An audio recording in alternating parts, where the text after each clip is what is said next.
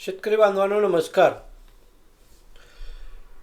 Shares croppers private limited संचलित स्वयंपूर्ण गाव विकास प्रकल्पाबाबत आम्ही आपल्याला पारदर्शी माहिती देत आहेत, जेणेकरून आपल्या मनातील शंका कुशंका दूर व्हाव्या आणि आपण स्वच्छ सरळ मार्गाने यामध्ये सहभागी व्हावे.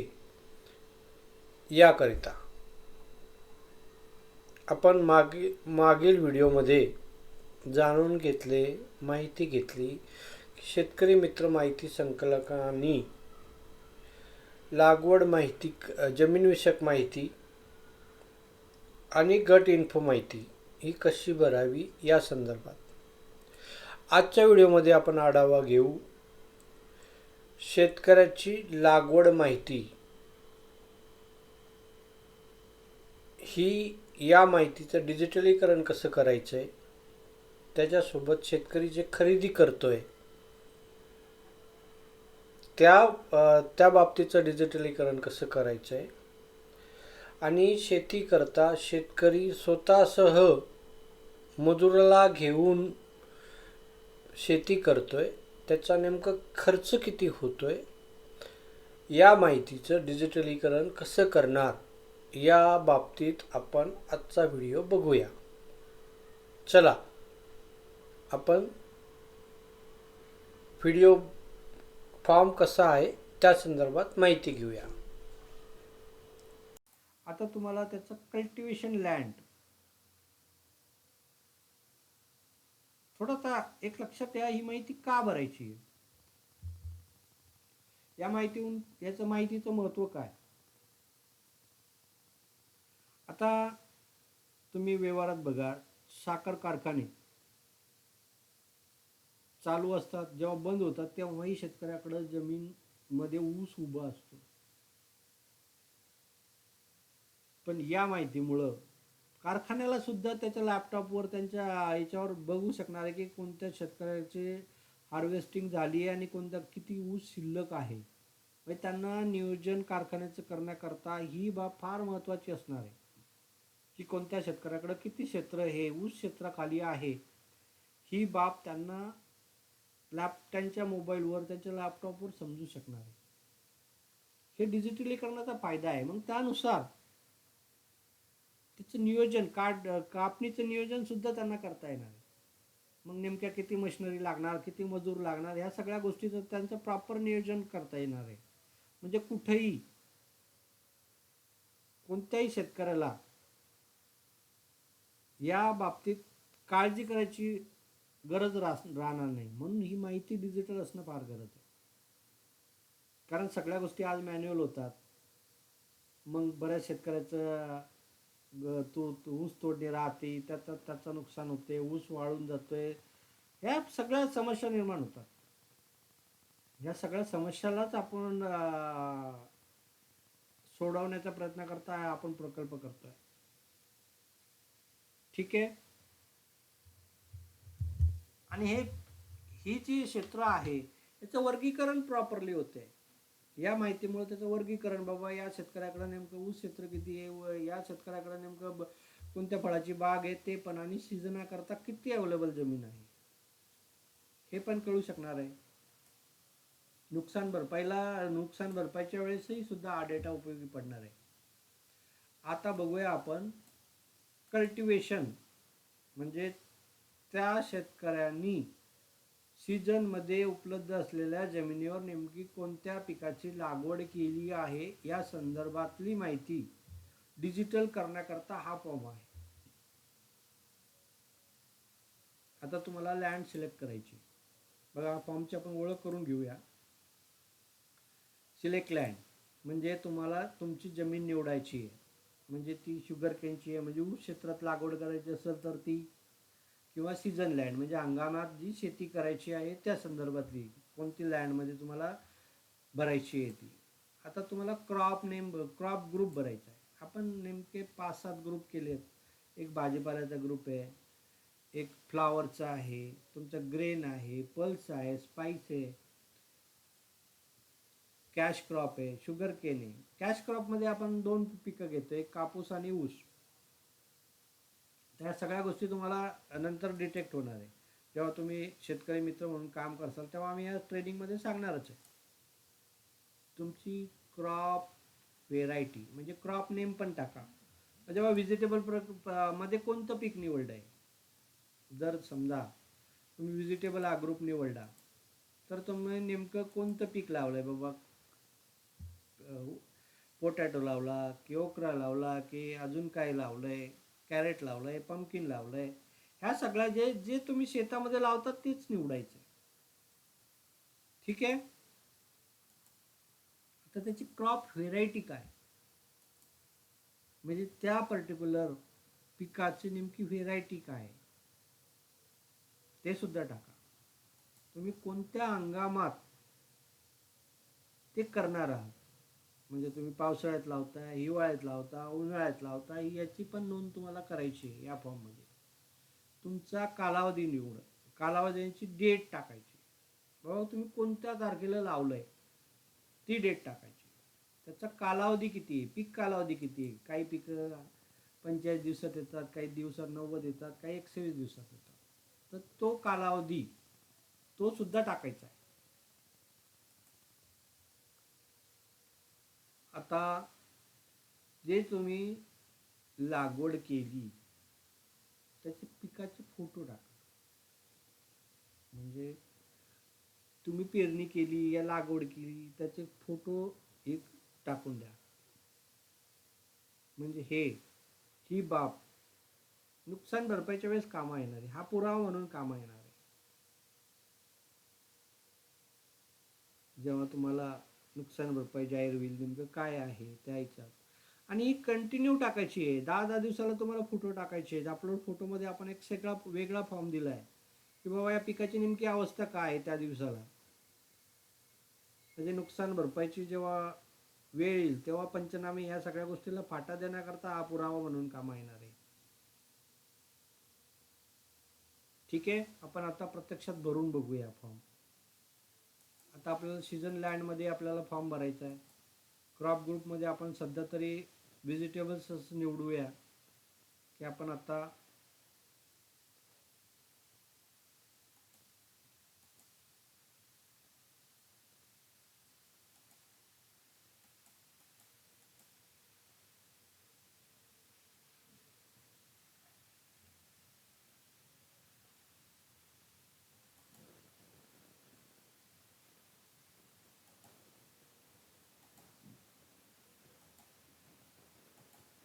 आपण आलू लावलाय असं कन्सिडर करूया. त्याची व्हेरायटी आपण लिहितोय.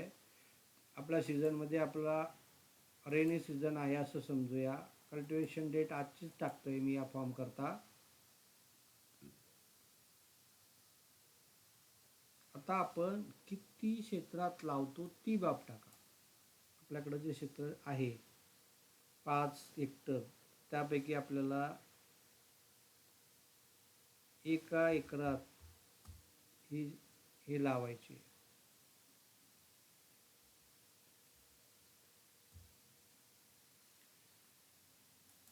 आपण बटाटा लावलाय असं समजूया.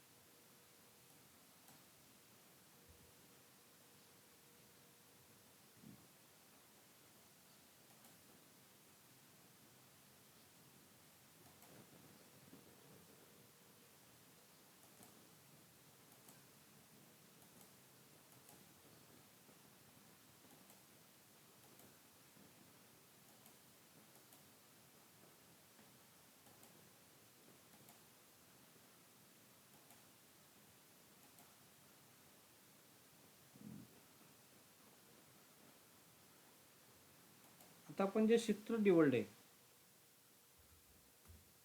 ते टाकतोय आपण.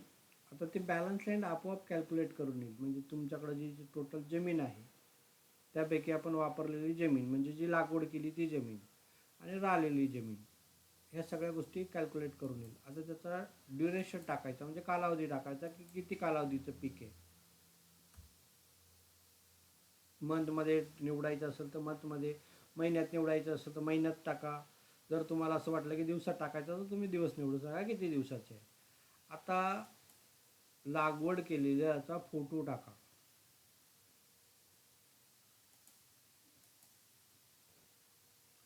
ही माहिती सेव्ह करा.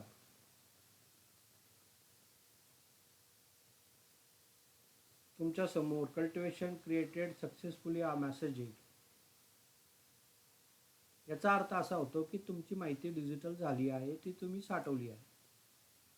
तुम्हाला ती माहिती बघण्याकरता कल्टिवेशन या बटनावर क्लिक करा. जी आता बघा, आपण सीझन लँड टाकला आहे, व्हेजिटेबल्स टाकली आहे, क्रॉप नेम पोटॅटो होता, टेस्ट वन आहे, रेनी सीझनमध्ये टाकला, पावसाळ्यात भरली आहे.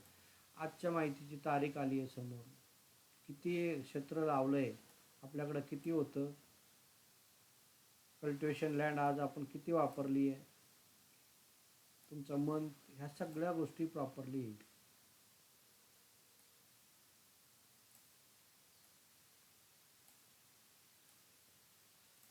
आता या माहितीचं नेमकं महत्त्व काय ही बाब समजून घ्या. ही माहिती आपण का डिजिटल करतो, ही माहितीचं महत्त्व नेमकं काय. बघा, तुम्हाला शासनाला नुकसान भरपाईच्या वेळेस 7/12 हा तिथे पाठवलं, म्हणजे नोंद असलेल्या सगळ्या गोष्टीची माहिती तुम्हाला पाठवावी लागते की आमचं या पिकाखाली एवढं क्षेत्र आहे, जे तलाठी नेमकं कामकाज करतात, तलाठी त्याची नोंदणी करत असतात. आता जेव्हा ते नोंदणी करतात आणि फिजिकली काय असतं हे मला सांगायची तुम्हाला गरज नाही आहे. तिथं नेमकं काय चालते, कारण ती सगळी गोष्ट मॅन्युअली आहे. थोडंफार चिरीमेरी दिली तलाठीला, तो फेरफार चेंज करतो, पण याचं नुकसान सुद्धा तुम्हालाच भरावं लागतं. ही व्यवस्था सुद्धा तुम्हीच तुमच्या हाताने क्रिएट केलेली असते. याच माहितीवरनं शासन व्यवस्था आपली धोरणं बनवत असते. म्हणजे ते शेतमाल आयातीचं आहे की निर्यातीत करायचं आहे की अजून तुम्हाला बाजार हस्तक्षेप करायचा, या माहितीवरनंच एक अंदाज, उत्पन्नाचा अंदाज बांधून त्या सगळ्या गोष्टी करत असते शासन. पण ॲक्च्युअल तलाट्याने जर नोंदणीत चूक केली तर त्या अंदाजावरून ते गव्हर्नमेंट, शासनाचं धोरण ठरणार आहे. पण जर ती व्यवस्था खाली नसेल, एखादी गोष्ट त्यांनी लावलीच नाही, शेतकऱ्यांनी पण नोंद केली, ह्या गोष्टी होतात. कारण भारत देश ह्या सगळ्या गोष्टी प्रॉपरली होत असतात, जिथं जिथं सेटिंग होत असतं. मग अशा वेळेस तुम्हाला त्याचा तोटा सहन करावा लागतो की आपल्याकडं प्रॉडक्ट आहे, उत्पादन आहे, पण निर्यात बंदी आहे, म्हणजे भाव कोसळतात. कुठं सप्लाय आणि डिमांड याचं पॅरलली बाजार घटकाला सुद्धा काही माहिती पडत नाही. पण ही जर माहिती डिजिटल झाली, त्याची पुराव्या सगळी माहिती झाली, तर याचा इम्पॅक्ट तलाट्यावर सुद्धा होणार आहे. ही अप्रत्यक्षरित्या आता तलाट्यावर आणलेलं नियंत्रण आहे की तू चुकीची नोंद करतो आहे, हे प्रूफ करण्याकरता हे डॉक्युमेंट असणार आहे.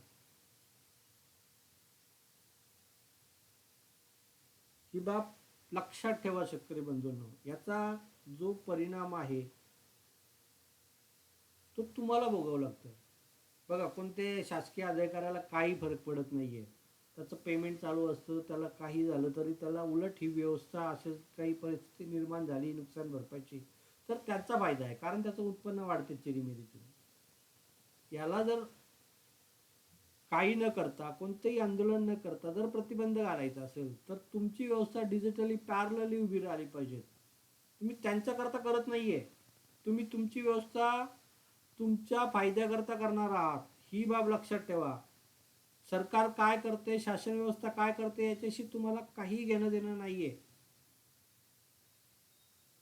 तुम्हाला ही पॅरलल व्यवस्था उभी करायची आहे. ही व्यवस्था मार्केटिंग करता फार महत्वाची आहे. कारण जर का तुम्हाला शेतमालाला बाजारातून भाव मिळवायचा आहे, तर तुमची माहिती खरोखर ॲक्च्युअल सत्य परिस्थिती काय आहे हे मार्केटिंग घटकाला सुद्धा समजलं पाहिजे. म्हणून या माहितीचं महत्त्व हेच एकतर तुम्हाला शासनाला माहिती पाठवण्याकरता सोपं जाणार आहे. एका क्लिकवर तुमची माहिती शासनापर्यंत पोहोचू शकणार आहे. नुकसान भरपाईच्या वेळेस तुम्हाला पंचनामे करायची गरज पडणार नाहीये.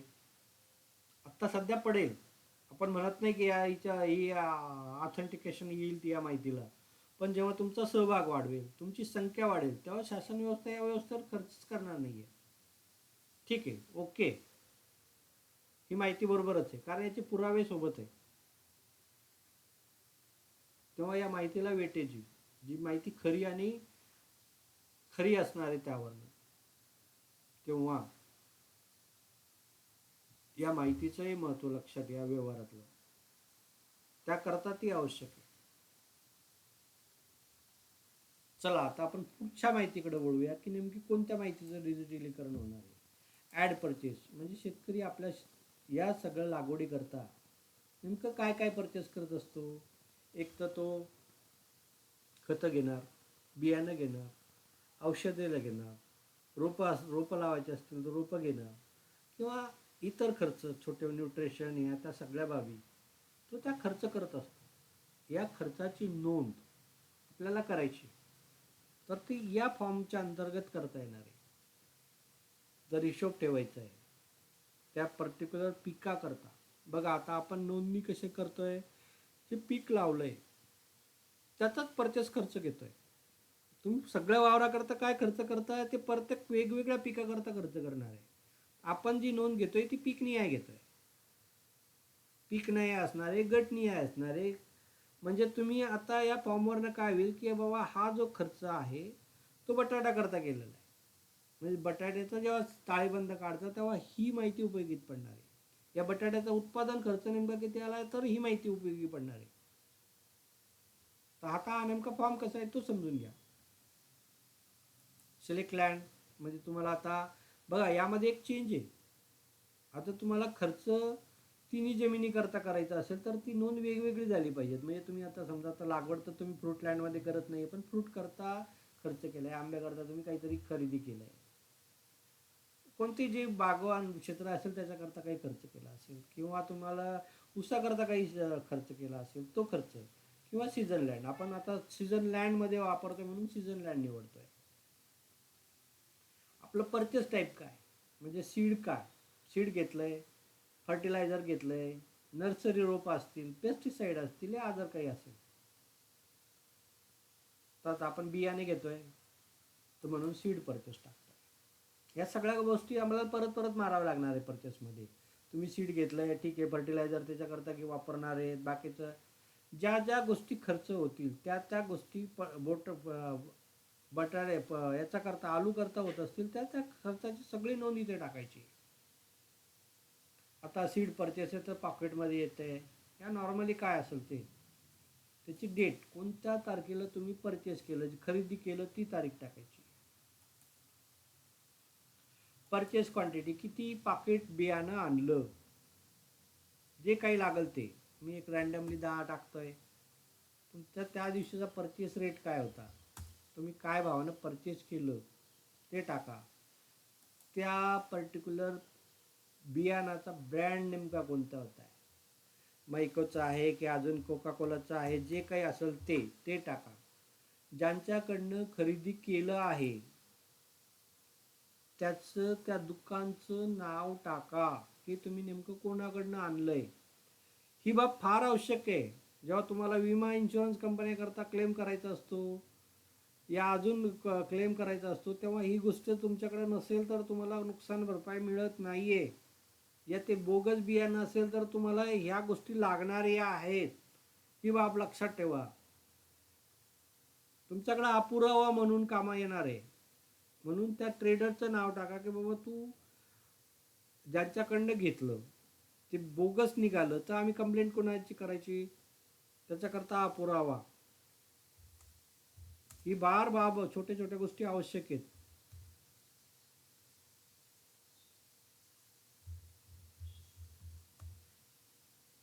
त्याचा लायसन्स नंबर चेक करा. तो खरोखर परवानाधारक विक्री करणारा ट्रेडर्स आहे किंवा नाही. त्याच्या बिलावर, त्याच्या बोर्डावर लिहिलेलं असतं. तो बिल देतानाही परवाना असतोय. आता छोट्या छोट्या गावात काय विदाऊट परवान्याचे लोक विकतात आणि जातात. डायरेक्ट मार्केटिंग एक्झिक्युटिव्ह येतात, ते पण देतात. पण जेव्हा ते त्याचे रिस्क शेतकरी पत्करत असतो, त्याचा जो धोका आहे तो शेतकरी पत्करतो, त्याला नुकसान भरपाई मिळत नाही. तेव्हा या सगळ्या बाबी टाका. जेव्हा तुम्हाला नुकसान भरपाई मिळवायची, एखाद्याकडं खटला दाखल करायचा कंझ्युमर कोर्टात, ग्राहक कोर्टात, तेव्हा या फार गरजेच्या बाबी आहेत. जेव्हा तुम्ही घेता त्याचं जे बिल आहे ते अपलोड करा. त्याच्याकडनं पक्क बिल घ्यायची सवय लावा.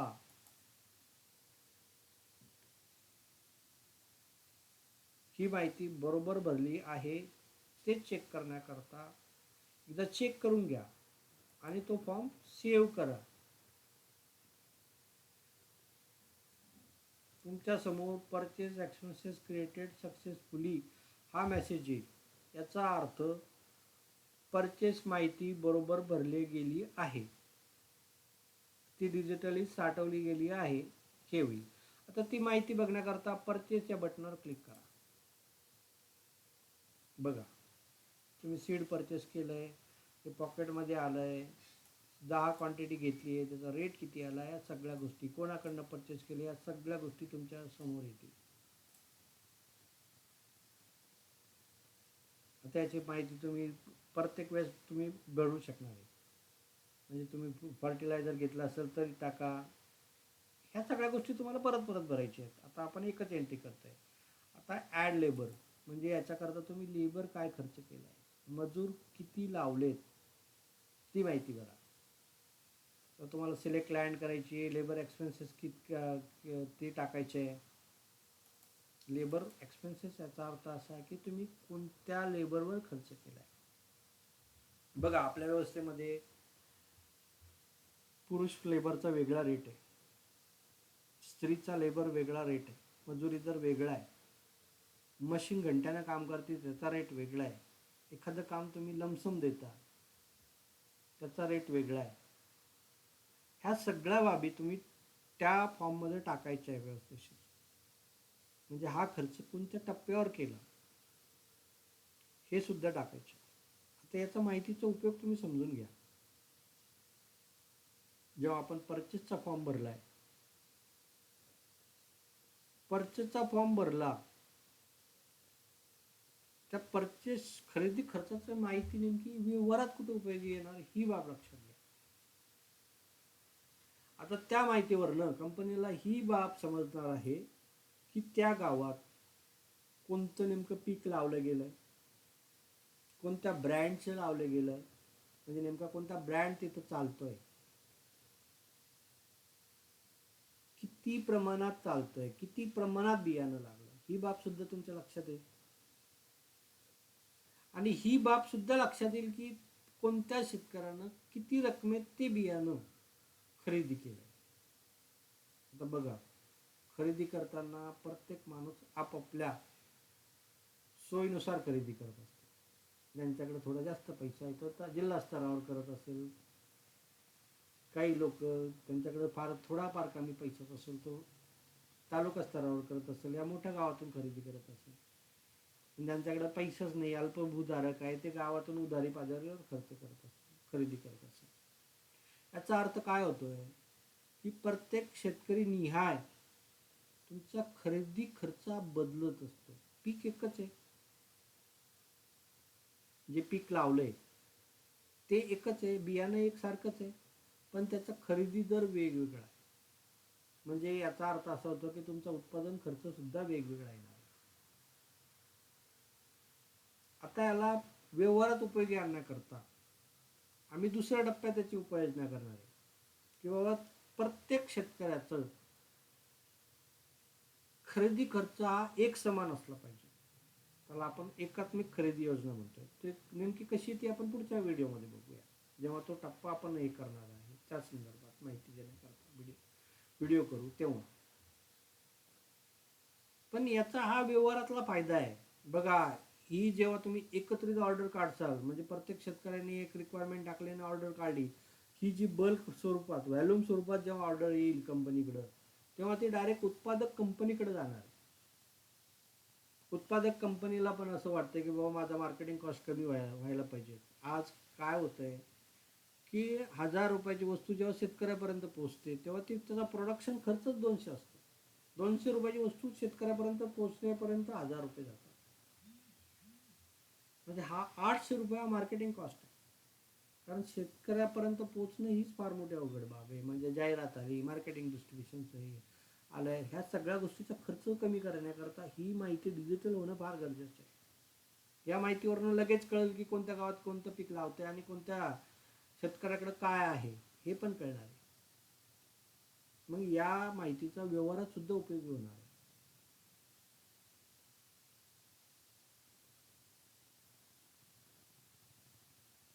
तेव्हा प्रत्येक फॉर्मचं आणि प्रत्येक माहितीचं एक वेगळं महत्त्व आहे. शेतकरी बंधूंनो, तुम्ही लक्षात घ्या. त्या माहितीवरनं व्यवहारात काय उपयोग होतंय ते आम्ही तुम्हाला नेहमी सांगतोय की हे जर केलं तर तुमचं उत्पादन कॉस्ट हा फार नियंत्रणात येणार आहे. बघा, आता आपण लेबरच्या बाबतीत बोलतोय. सीझन लँडमध्ये लेबर एक्सपेन्सेसमध्ये आपण समजा माणसात खर्च केलाय, किती तारखेला केला तो पण टाका, किती लेबर लावलेत ते टाका, त्याचा रेट काय होता, मजुरी दर काय होता ते टाका. आता कोणत्या टप्प्यावर खर्च केला? बघा, आपण नॉर्मली शेतीमध्ये काम करत असताना 5-6 टप्पे. एक तर पूर्व मशागत आहे, म्हणजे प्रिपरेशन आलं तुमचं. त्यानंतर पेरणी आली, त्यानंतर तुमचं मधातला आंतर मशागत आली, काढणी आली, फवारणी आली. हे काही टप्पे आहेत. त्या टप्प्यापैकी कोणता टप्पा तुम्ही खर्च केलाय त्या लेबरवर? आपण म्हणतो की बाबा आपण पेरणी करता केलाय, त्याच्या त्या लेबरकडनं एक काय काम केलं ते पण टाका.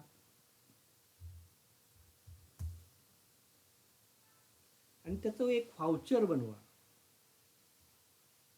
की आपण ही मजुरी दिली, त्याला ती मिळाली. बघा, या छोट्या छोट्या गोष्टी आहेत, व्यवहाराच्या दृष्टीनं फार महत्त्वाच्या. काळजीपूर्वक करा. व्हाउचर बनवायचं, तुम्हाला माहिती आहे, लेबरला माहिती आहे, तो व्यवहार संपतोय, पण तो कागदावर माहिती झाला पाहिजे. तो तुमच्या कुटुंबाकरता सुद्धा फार महत्त्वाचा आहे. कोणत्याही गोष्टीला लेखाजोखा असला, हिशोबी असला, तिथं मारवाडी प्रवृत्ती बाळगा, गुजराती प्रवृत्ती बाळगा, ही प्रत्येक एक रुपयाचा हिशोब ठेवायचा आहे. ही वृत्ती व्यवहारात नेहमी बाळगा. तर तो व्यवसाय, शेती व्यवसाय हा व्यवसाय म्हणून आकाराला येईल. तुम्ही प्रत्येक पैशाचा हिशोब जेव्हा देसाल ना, तेव्हा तो व्यवसाय म्हणूनच स्वीकारला जाणार आहे मार्केटमध्ये. माहिती बरोबर भरली असेल तर ती सेव्ह करा.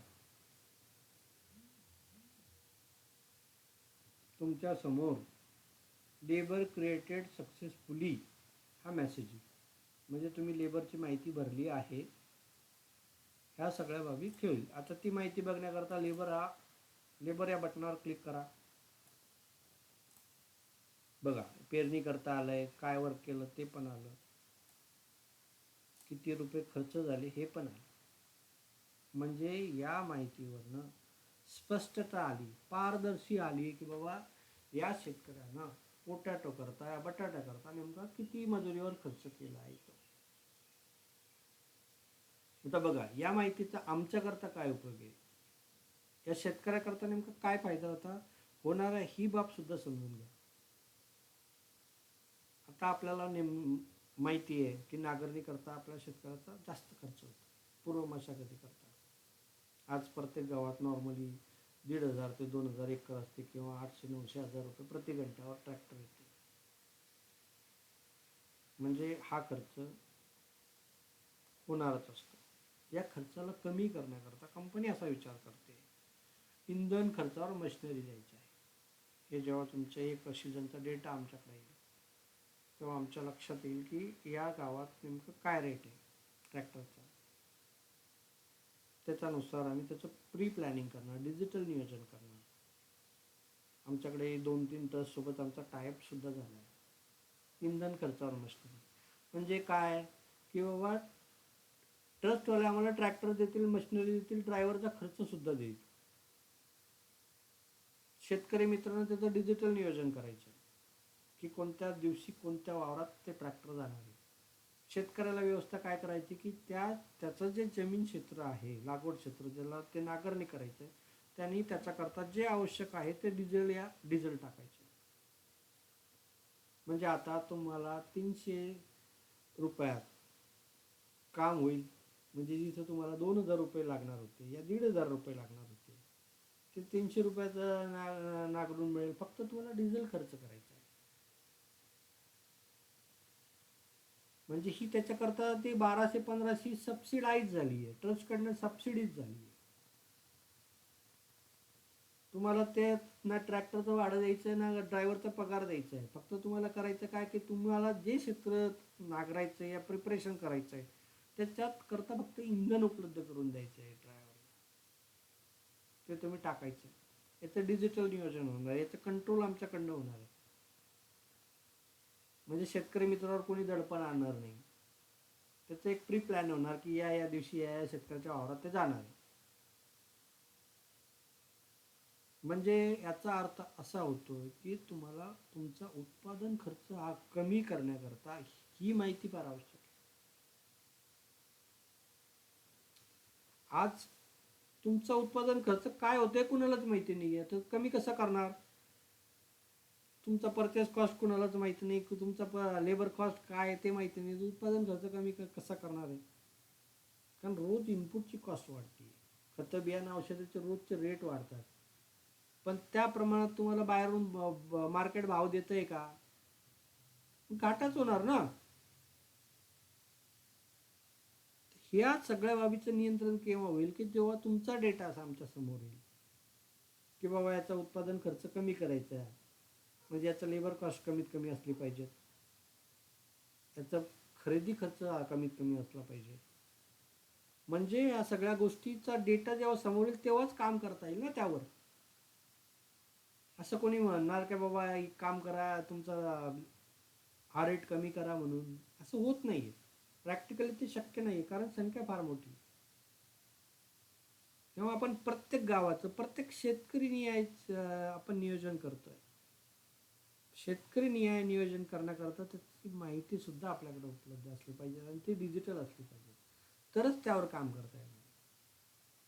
चला शेतकरी बंधूंनो, आजच्या व्हिडिओमध्ये हा लांबता व्हिडिओ आहे, जास्त वेळ घेण्यापेक्षा आज आपण इथेच थांबूया. पुढच्या व्हिडिओमध्ये आपण याच्यानंतरचे जे पुढचे फॉर्म्स आहेत ते आपण जाणून घेणार आहोत. तुमचा उत्पादन खर्च कसा निघणार आहे ते सुद्धा जाणून घेणार आहे उद्यापासून व्हिडिओमध्ये. या सगळ्या माहितीमुळे तुमची मार्केटमध्ये उत्पादन खर्च आधारित कशी भाव पद्धती येणार आहे याही काही संदर्भात आपण उद्या चर्चा करूया. तोपर्यंत थांबूया. धन्यवाद.